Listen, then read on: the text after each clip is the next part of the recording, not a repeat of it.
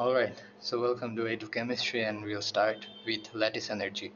Lattice energy is the enthalpy change when 1 mole of an ionic compound is formed from its gaseous ions under standard conditions.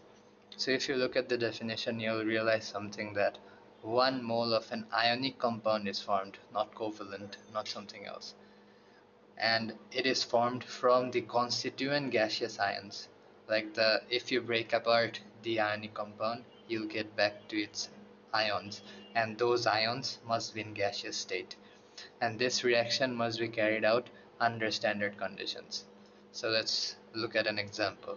Suppose you have sodium ion in gaseous state, and you have chlorine ion in gaseous state, which will react to form sodium chloride in solid state. See over here, we have 1 mole of sodium chloride. So the amount of energy released during this reaction is the lattice energy of sodium chloride. I hope that made sense.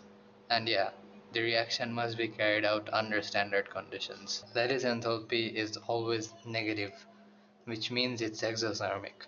Why is it exothermic? Let me explain. So if you look at the previous example over here, sodium ions and chloride ions are forming sodium chloride salt, which means bonds are being formed here.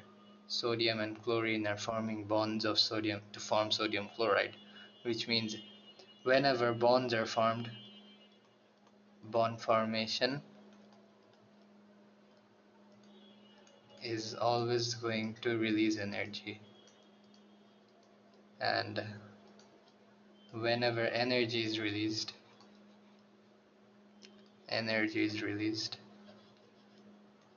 from a reaction, you need to know that that reaction is always exothermic. And the vice versa is also true. Whenever bonds are formed, the reaction is endothermic as energy is taken into the reaction.